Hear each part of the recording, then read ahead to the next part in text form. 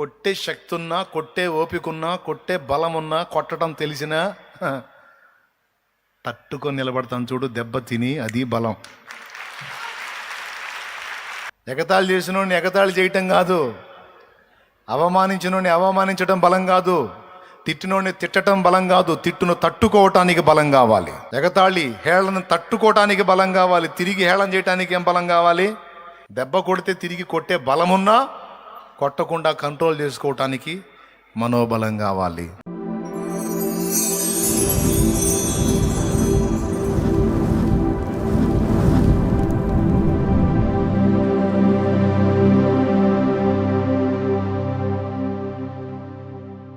పైన చదువు నాయన, జకర్యా గ్రంథము 3వ అధ్యాయము 4వ వచనం, 3-4 వచనాలు చదువు. యెహోషువ మలిన వస్త్రములు ధరించిన వాడై దూత సముఖములో నిలువబడి ఉండగా దూత దగ్గర నిలుచున్న వారిని పిలిచి ఇతని మైల బట్టలు తీసివేయుడని ఆజ్ఞాపించి, అదుగో చూడు, యెహోషువ అంటున్నాడు, ఇతని మైల బట్టలు తీసేయడని పక్క వాళ్ళకి ఆజ్ఞాపించి, నేను నీ దోషమును పరిహరించి ప్రశస్తమైన వస్త్రములతో నిన్ను అలంకరించుచున్నాను అని సెలవిచ్చాను. దేవునికి స్తోత్రం. నీ దోషములను నేను పరిహరిస్తున్నాను అంటే అతని దగ్గర దోషం ఉందని తెలుసు దేవుడికి, కానీ వాడికి సంధించాడా? ఇచ్చాడా? అది ఏబులో కొన్ని లోపాలు ఉన్నాయి, అవి దేవుడికి తెలుసు, కానీ సైతానికి మాత్రం సంధిలా. అసలు ఏబులు అంటోడు లేడు పో అన్నాడు. దేవునికి స్తోత్రం. అప్పగించడండి ఆయన దగ్గరకు వస్తే మనల్ని, అప్పగించడం ఆయన దగ్గరకు వస్తే మనల్ని హత్తుకొని తన రక్తంతో శుద్ధి చేసి ఇదిగో అతడు అగ్నిలో నుండి తీసిన కొరివి వలె ఉన్నాడని మాట చెప్పటం కాదు, కాసేపట్లో నిజంగా అలానే చేసి ఆడబెట్టాడు యెహోషువ.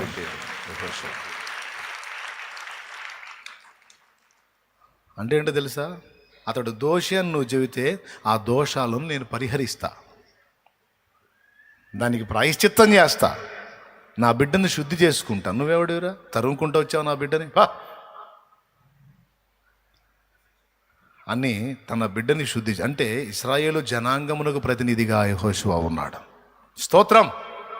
నా జనుల దోషమును నేను పరిహరించి ఉన్నాను. మొదటి పాఠం ఏంటి?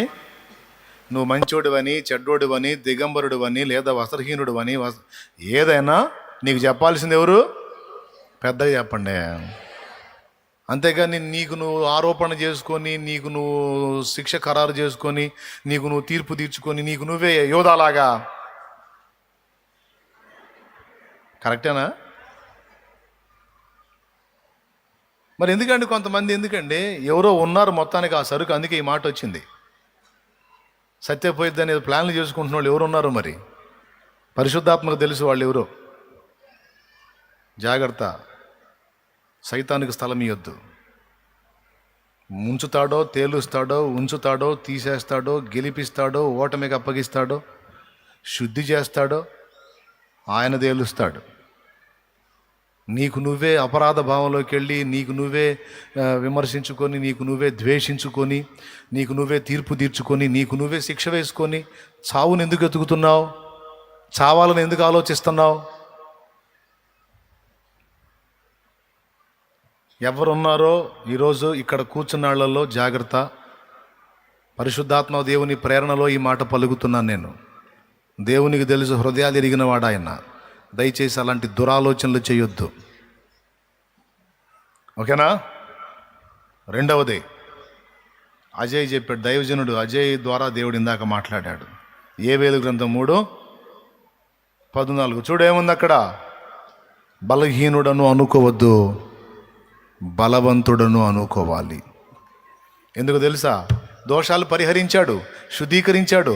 ఎప్పటికప్పుడు ఇమ్మానుయేలు రక్తము నిన్ను కడిగి శుద్ధీకరిస్తుంది. నిన్ను నిర్దోషిగా తీర్చుచున్నవాడు దేవుడు. నీ పక్షమున తన హస్తము చాపినవాడు, రక్షణార్థమైన బాహువును చాపినవాడు. ఏముంది అక్కడ? వచనం తీస్తారేమో చూస్తున్నా. యోవేలు గ్రంథం 3. నిన్ను శుద్ధీకరించాడు, తన రక్తము చేత ఎప్పటికప్పుడు నిన్ను కడిగి ప్రక్షాళన చేశాడు. నువ్వు గుర్తు చేసుకున్న పాపాలు నీ లిస్టులో ఉన్నాయి, నీ హృదయంలో ఉన్నాయి, కానీ దేవుడి లిస్టులో అవి ఎప్పుడో కొట్టివేయబడ్డాయి. అనవసరంగా నీ దరిద్రం, నీ తెలివి తక్కువతనం అన్నమాట. అంత కొట్టేసిన కేసులను దవ్వుకొచ్చుకుంటావు నీ మనసులోకి. అయిపోయింది, కేసు కొట్టేసి ఫ్రెష్ ఎప్పటికప్పుడు శుద్ధీకరించి నిర్దోషిగా నిరపరాధిగా నేను నిలబెట్టుకున్నాడు ఆయన. కానీ కదిలితేను ఆ గతంలోకి వెళ్ళి పాత పాపాలు గుర్తు చేసుకొని దేవుడు కొట్టేసిన కేసును తిరగదవ్వుకొని వచ్చి దేవునికి దూరం అయిపోతున్నాను. కొట్టేసిన కేసులు ఎత్తొద్దు మళ్ళీ నన్ను. తన వీపు వెనక తీసుకెళ్ళి పడేశాడు మన పాపాలని, మరి ఎన్నడూ గుర్తు చేసుకోనని మాట్లాడాడు. కాబట్టి దోషారోపణ చేసేటువంటి మనస్సు మంచిదే, కానీ అది దేవుని పాదాల దగ్గరికి నడిపిస్తే మంచి హృదయం, అది దేవునికి దూరం చేస్తే చెడిన హృదయం. అర్థమైందా? దోషారోపణ చేసే హృదయం మంచిదే, దేవుని పాదాల దగ్గరికి తీసుకెళ్ళాలి, దేవునికి దూరం చేయకూడదు. దోషాలను నివృత్తి చేసి పాపములను పరిహరించి నిన్ను శుద్ధీకరించి ఇప్పుడు ఏమంటున్నాడు తెలుసా? పరిశుద్ధుడు, పరిశుద్ధురాలు అంటున్నాడు. ఇంకేమంటున్నాడు తెలుసా? నేను బలవంతుడను గనుక మీరు కూడా బలవంతులు అన్నాడు. చదువు ఏవేల గ్రంథం, ఇందాక అజయ్ చూపించిన వచనం చదువు. 3వ అధ్యాయం 10వ వచనం. 10. మీ కర్రలు చెడగొట్టి ఖడ్గములు చేయుడి, మీ పోటకత్తులు చెడగొట్టి ఈటెలు చేయుడి. బలహీనుడు నేను బలాఢ్యుడను అనుకొనవలెను. దేవునికి స్తోత్రం కలుగును గాక. చూసారా? బలహీనుడు ఏమనుకోవాలి? ఏం మాట అండి అది. రెండవ విషయం, ఇదిగో ఇక నుంచి నీవు బలవంతుడు అని దేవుడే నీతో మాట్లాడుతున్నాడు. గోధుమ గింజల్ని గానుగు చాటున దాక్కుని దుళ్ళగొడుతున్నటువంటి వాడిని పిలిచి, పరాక్రమము గల బలాఢ్యుడా యెహోవా నీకు తోడై ఉన్నాడు అన్నాడు. పరాక్రమం గల బలాఢ్యుడైతే గానుగు చాటును ఎందుకు దాక్కున్నాడు? చూడు ఏమని పిలుస్తున్నాడు. భయపడి దాగుకున్న వాడిని, పిరికి స్థానాన్ని వ్యక్తం చేస్తున్న వాడిని దా పరాక్రమం గల బలాఢ్యుడురా అన్నాడు. నేను కానీ అక్కడ దేవుని పక్కన ఉంటే, ఎవరయ్యా అతనా, మీరు గిద్యోనా? పరాక్రమం అండ్ బలాఢ్యుడు బాగానే కనపడుతుంది. పరాక్రమం గాను చాటును దాక్కొని అనేవాడిని. తొందర ఎక్కువ కదా, అంతే అంటాం మనం. కానీ ఆ మాట అన్నంత పని చేశాడు చూడు దేవుడు. ఆ గానుగు చాటున దాక్కున్నోడిని ఆ పిలుపు పిలిచి అక్షరాల దాన్ని జరిగించి చూపించాడు. కత్తులు ఈటెలు కూడా వాడకుండా కాగడాలు వెలిగించి కుండల పగలు కొట్టి విజయం తీసుకొచ్చాడు అతని చేత, గిద్యోని చేత. ఇంటికి పోయి చదవండి గిద్యోని స్టోరీ. దేవునికి స్తోత్రం. నీవు బలవంతురాలివి, నీవు బలవంతుడివి, నేనే సెలవిచ్చా, నువ్వు గెలుస్తావంతే అంటాడు ఆయన. దేవునికి స్తోత్రం కలుగును గాక. నువ్వు గెలుస్తావు. దోషము పరిహరించిన వాడిని నేను, బలమిచ్చిన వాడిని నేను. నీకేమిచ్చానో నాకు తెలియదా? నీ దగ్గర సామర్థ్యం ఉందో లేదో నాకు తెలియదా? ఇచ్చినవాడిని నేను. ప్రభా నువ్వు పంపదలిచిన వాడినే పంపున ఆయన, నాకు అంతా అయిపోయింది, సరుకు అంతా అయిపోయింది. ఆహా పామ్మప్ప చూశారు కనప. ఎవరాయన? మోషే. తెలియదు ఆయనకి? ఇప్పుడు చెప్పు. సైతాన్ అంటాడు నువ్వు బలహీనుడు అని. చెడిన మనస్సాక్షి కూడా అంటది నువ్వు పనికిరావు, నువ్వు ఒట్టి అంతా, నువ్వు వంతు ఇంత అని చెప్పి అంటా ఉంటుంది. మరి దేనికి లోపడతావు? కానీ దేవుడు ఏమంటున్నాడు? నో నో నో, నువ్వు నా బిడ్డవి, బలవంతుడివి, బలవంతురాలివి. చిన్న పిల్లవారా మీరు బలవంతులు కనుక అన్నాడు. చూడు యోహాను పత్రిక చూడండి ఒకసారి, 2వ అధ్యాయము 14వ వచనం చదువు. చిన్నపిల్లలారా మీరు తండ్రిని ఎరిగి ఉన్నారు గనుక మీకు వ్రాయిచున్నాను. తండ్రులారా మీరు ఆది నుండి ఉన్నవారిని ఎరిగి ఉన్నారు గనుక మీకు వ్రాయిచున్నాను. యవనస్తులారా మీరు బలవంతులు, దేవుని వాక్యము మీ యందు నిలుచుచున్నది, మీరు దుష్టుని జయించున్నారు గనుక మీకు వ్రాయిచున్నాను. అద్దుగో, జయిస్తారా జయించారా? మీరు జయిస్తారు అన్నాడా జయించారా అన్నాడా? బలహీనలు అన్నాడా బలవంతుడు అన్నాడా? బా ఏం బలమయ్యా, 4 అడుగులు వేయలేకపోతున్నాను అంటాడు ఒక పెద్ద ఆయన. 4 అడుగులు వేయలేకపోతున్నాను, ఓకే. 4 అడుగులు కాదు 2 అడుగులు వేయలేకపోయినా నీకు బలమై ఉన్నవాడు దేవుడు. అర్థమైందా? అసలు కథ లేకుండా బెడ్ మీద ఉన్నా సరే నీవు బలవంతుడివే అంటాడు ఆయన. బలహీనుడు ఏమనుకోవాలంట? అందరూ చెప్పండి. దిగంబరుడని కానీ వస్త్రాలు ఉన్నోడని కానీ ఎవరు అనాలంట?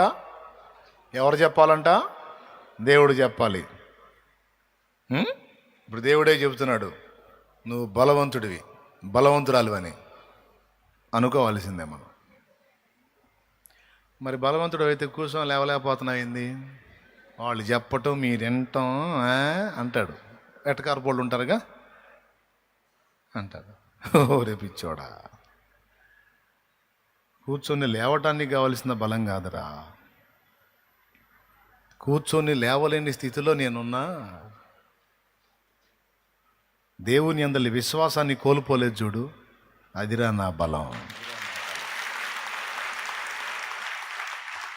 అన్నీ పొందుకోవటానికి కాదురా బలం, అన్నీ కోల్పోయినా దేవుని యందలి విశ్వాసాన్ని వదలలేదు చూడు, అదిరా నా బలం. ఆనందాలు సంతోషాలు పొందడానికి బలం కాదురా, సమస్తము కోల్పోయినా ఆయన యందలి విశ్వాసాన్ని కోల్పోకుండా నిలబెట్టుకున్నాను చూడు, అది నా బలం. ఆ బలం నా దేవుడి నాకు అనుగ్రహించాడు. విశ్వాసాన్ని ఒక్కదాన్ని కాపాడుకోగలిగితే నేను పోగొట్టుకున్నవన్నీ రెండంతలుగా మొత్తం వస్తారా నాకు పిచ్చోడవా. ఇది మన గుండెల్లో ఉండాల్సినటువంటి తీర్మానం, నిశ్చయత, అడిగినోడికి చెప్పాల్సిన సమాధానం. చెప్పండి, మీ అందరి బలం ఎవరు? నా బలం ఆయనే. అందుకే మరి సాహసోపేతమైన కార్యాలకు దిగేది, తెగించి మాట్లాడేది. మీకు ఎంతమంది శత్రువులు ఉన్నారో నాకు తెలియదు, కానీ నాకైతే ఇంతమంది ఉన్నారు శత్రువులు. నన్ను ద్వేషించేవాళ్ళు, నా ప్రాణం పోవాలని కోరుకునేవాళ్ళు. జోక్ కాదు, నిజం. కానీ ఎంతమంది నన్ను చుట్టుముట్టినా, వరద వలె భక్తిహీనులు పొర్లి నా మీదకి వచ్చిన లెక్క చేయ నిమిత్తం లేదు. ఎందుకంటే నాకు బలమై ఉన్న దేవుడు నరుడు కాదు, దేవుడు శక్తివంతుడు. కఠినమైన శ్రమలలో సైతం దేవుని యందలి భక్తి, ప్రేమ, విశ్వాసాన్ని కాపాడుకోవాలంటే ఎంత మనోబలం కావాలండి. పౌలుకు వచ్చిందన్ని అగచాట్లు మనకు వస్తే అడ్రస్ కూడా దొరకదు మన విశ్వాసం. అయినా సరే అన్ని పోరాటాల్లో ఎదురు తిరిగి దేవుని యందలి భక్తిని, ప్రేమను, ఆసక్తిని, విశ్వాసాన్ని విడిచిపెట్ల. బలం కదా అది. కోపం రాగానే అని ఎగబడి కొట్టడం బలం కాదు. కొట్టే శక్తి ఉన్నా, కొట్టే ఓపిక ఉన్నా, కొట్టే బలం ఉన్నా, కొట్టడం తెలిసినా తట్టుకొని నిలబడతాను చూడు, దెబ్బ తిని, అది బలం. ఎగతాళి చేసినోడిని ఎగతాళి చేయటం కాదు, అవమానించినోడిని అవమానించడం బలం కాదు, తిట్టినోడిని తిట్టడం బలం కాదు, తిట్టును తట్టుకోవటానికి బలం కావాలి. అర్థమైందా? ఎగతాళి హేళన తట్టుకోవటానికి బలం కావాలి, తిరిగి హేళన చేయటానికి ఏం బలం కావాలి చెప్పు? దెబ్బ కొడితే తిరిగి కొట్టే బలమున్నా, కొట్టకుండా కంట్రోల్ చేసుకోవటానికి మనోబలం కావాలి. దూషణకు ప్రతి దూషణ చేయకుండా, అంతే కదండి. వాళ్ళకు నోరు ఉందని ఎట్ట పెడితే అట్ట తిడతారు. తిట్టడం ఏమన్నా గొప్ప సంగత? మనం తిట్టలేము. ఎవడన్నా మనల్ని తిట్టేవాడిని కొత్త రకం తిట్లు కనిపెట్టి మరి చెవుల్లోంచి రక్తం వచ్చేటట్టు తిడతాం. ఏం మాటలు రావా? భాష రాదా? అవసరమైతే ఇంకా వేరే భాషలో కూడా అరువు తెచ్చుకొని మరి తిడతాం. ఎవరికి రావు? కానీ అది కాదు కదా దూషణకి ప్రతి వాడు తిడితే ఆ తిట్టుని పడ్డాం చూడు, ఆ మాట సహించాను చూడు, ఆ దూషణ తట్టుకుంటాను చూడు, అది దానికి కావాలి బలం. బా నోరు తెరువలేదాయే ప్రేమ, బదులు పలుకలేదాయే. ఒక్క మాట అన్నాడా? చిత్రవద చేస్తే ఒక్క మాట. ఎంత మనోబలం అండి, ఎంత మొండితనం అండి. శాప వచ్చిన ఒక్క దూషణ వచ్చిన వల్ల ఒక్క దుర్భాష వాడదా? ఏ వదకు చేయబడిన గొర్రె వల్లి మా ఉన్న వామ్మో ఎవరాయనా వాళ్ళు ఆడుకుంటుంది ఎవరితో? వాళ్ళు పడేస్తుంది ఎవరిని? ముసుగు వేసింది ఎవరికి? పిడిగుద్దులు గుద్దుతుంది ఎవరిని? ఈ విశ్వాన్ని నిర్మించిన నిర్మాతని, విశ్వ నిర్మాణకుణ్ణి, సృష్టికర్తని. ముఖం మీద వెంట్రుకలు పెరుగుతుంది ఎవరిని? తెలియదు, వాళ్ళకి తెలియదు ఆ సంగతి. అందుకు సిలువనెక్కినప్పుడు అన్నాడు, తండ్రి మీరేం చేయుచున్నారో వాళ్ళకి తెలియదు, తెలిస్తే అదురుబేసి వస్తారు, తెలియదు, వాళ్ళని క్షమించు. దేవునికి స్తోత్రం. ఎవరైనా ఇక ఆ వర్ణంలోకి వెళ్తే టైం అయిపోద్దిలేండి, టైం చాలదు మనకి. నూతన సంవత్సరంలో మారు మనసు పొందాను, ఇంకెందుకులే అని. ఆకాశ మహాకాశములే పట్టజాలని దేవుడవు, అణువంతా రూపుదాల్చి కన్య గర్భము చేరావు. లోకాలే ఏలేటి నీవు పసికూనై ఒడి చేరినావు. ఊహకు అందదు నీ వింత త్యాగం, త్యాగం, త్యాగం. ఇప్పుడు చెప్పండి, దెబ్బ కొట్టడానికి బలం కావాలా? దెబ్బ తట్టుకోవడానికి బలం కావాలా? దూషణకు దూషణ చేయడానికి బలం కావాలా? ఒక తిట్టుని తట్టుకోవటానికి బలం కావాలా? అది దేవుని పిల్లలుగా మనకి దేవుడిచ్చిన బలం. అది చెయ్యెత్తి కొట్టడం నీకు చేత అయితే నాకు చేత కాదు. ఎండి పొలాలను ఇరగదీస్తాను చూడు, తలకాయను కాళ్ళు పట్టుకొని. తెలుసు ఒక దెబ్బే నువ్వు కొట్టేది, మళ్ళీ రెండో దెబ్బకి నీ చేతులు లేకుండా పాటు నీ తల కాళ్ళు పట్టు. కోడి పిల్లను నీకుంటే ఉన్న ఆకారం నీకుంటే, మాకు అంతకంటే పెద్ద ఆకారమే ఉంది. మరి వాడు మొత్తం కలిసి కాటా వేస్తే 50 కిలోలతో కూడా ఎగురుతుంటాడు వాడు. చెబుతున్నానండి మాట. కానీ ఇంత ఉండి కూడా మౌనంగా తట్టుకొని పక్కకు వచ్చేస్తాడు చూడు, వాడు బలవంతుడు. ఎగబడ్డోడు హడావుడి చేసినోడు కాదు. ఆ బలం క్రీస్తు యేసునందు మనకు లభించింది. అది దేవుడిచ్చిన బలం. అవునా? రైట్. నువ్వు బలహీనుడివి అని ఎవడన్నా చెప్తే యాక్సెప్ట్ చేయొద్దు. నువ్వు బలవంతుడివి, బలవంతురాలివి.